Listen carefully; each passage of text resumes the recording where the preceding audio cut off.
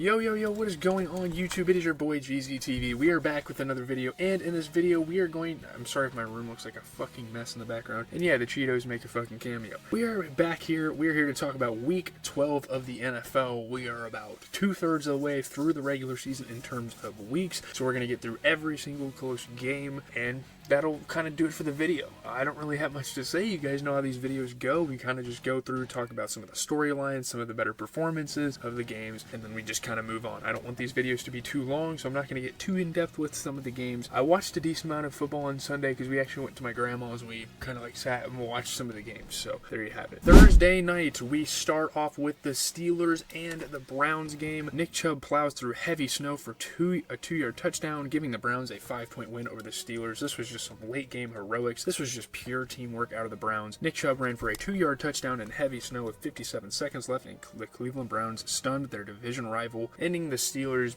win streak, ending, a really good start to the season. Hearing a Steeler complain about the weather when you're talking about George Pickens, you saw that post-game interview, that wasn't a good look. Yeah, man, it's great to see Jameis Winston. Obviously, he's been a huge storyline this season. He's been a fucking hero for this organization. Like, obviously, they're not having the best year in the world, but he's definitely a fun guy to, be around, fun guy to watch play. He's been in the league for a while. He's a vet at this point, so sorry if I keep playing with my hair. It's really cool to see him be successful, and he's definitely one of those guys that I like seeing successful. So looking at the stats, Russell Wilson 21 for 28, 270 yards and a touchdown. He actually played a really good game. You get Jameis Winston going 18 for 27 through 219 yards. Although he threw an interception, Nick Chubb got 2 touchdowns, so that definitely helped out his case. Jalen Warren got in the end zone. Jerry Jeudy had 6 catches for 85 yards. Good game for him. And that big return man, Calvin Austin III, had a good game for the Steelers despite a loss. 3 catches, 78 yards, and a touchdown. Gonna do it for the game. For Sunday, the first game we are going to be talking about, I'm going to skip around because some of these games weren't that good. I'm not going to talk about the Packers. You can see my damn off-white sunglasses in the back. Let's just put those up here because they're a cool set piece. Sorry. Chiefs and Panthers. I'm going to skip my Packers game for the week, but Patrick Mahomes and the Chiefs win at the buzzer again, beating the Panthers by 3 on Schrader's field goal. I don't know what happened to Harrison Butker. Did he have injury troubles? But again, another dramatic win for the Chiefs. I mean, what is a Chiefs game without it being dramatic? I feel like we talk about the Chiefs literally every single week on the channel. 10 yards into a scramble, Patrick Mahomes could have easily slid for a first down or simply ducked out of bounds and moved on to the next play, but no. Apparently no one can fucking catch this guy. Apparently with the power of the Chiefs' dark magic, this guy just turns into fucking Lamar Jackson down the stretch in the clutch. And yeah, he's a great player. I'm not trying to discount him at all. He's one of the best quarterbacks of all time already. It's just, man, how the fuck is a guy like that making plays like that? That's like a Josh Allen, Lamar Jackson type of play. But anyways, great game for Mahomes nonetheless. I mean, 27 for 37 through 3 touchdowns. Pretty good game for Bryce Young as well, despite a tough loss. 21 for 35, 263 yards and a touchdown. You get Chuba Hubbard getting into the end zone. Noah Gray had a really good game, and I know Travis Kelce fantasy fans aren't too happy, but he had 4 catches, 66 yards, and 2 touchdowns. And I think DJ Moore David Moore, he had 6 catches, 81 yards, and a touchdown for the Panthers. I don't know where they're finding some of these players from. That guy went to East Central Oklahoma, which I believe Dennis Rodman or Scottie Pippen went to school at or something.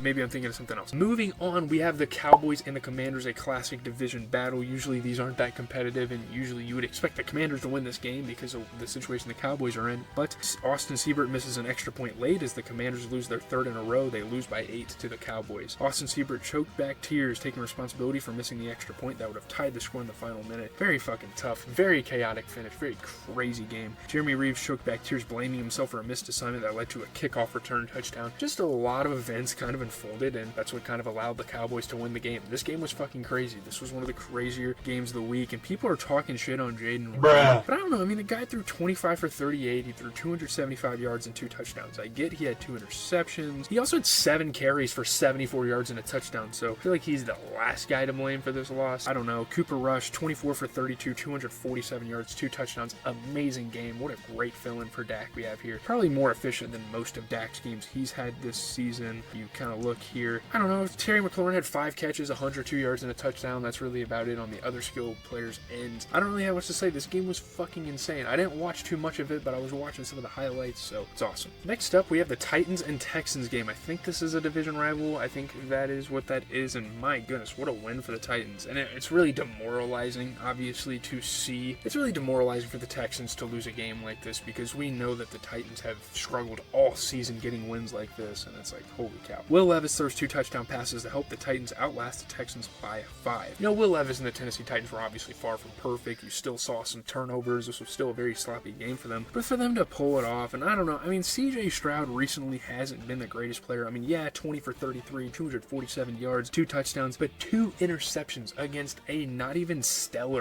a stellar Titans defense. I don't really understand that. Will Levis threw 18 for 24, 278 yards, 2 touchdowns. He threw a pick, but I mean, he had the help of Tony Pollard, who got a rushing touchdown and 119 yards rushing. Calvin Ridley had 5 catches for 93 yards. And obviously, we see Nico Collins return to the Texans, return after an injury, and it's obviously not great for them to lose in his return because he is one of the best receivers in the league, but he had 5 catches, 92 yards, and a touchdown. So Nico Collins is back, and it really sucks he got that injury because, man, I surely would believe that he'd have the best season out of any receiver if he didn't get hurt. There you have it. Very tough loss for the Titans, though. We only have like 2 more games I want to talk about. Let's first talk about the Vikings and the Bears. This is easily the best division matchup we've had all year, and we've seen. This was fucking amazing. I think the Vikings-Packers game was pretty good, but holy cow, this was fucking cinema. This game was amazing. Sam Darnold leads a game-winning drive in overtime, and the Vikings beat the Bears by 3 after blowing a late lead. I don't know how the hell the Vikings managed to choke that, but they came back,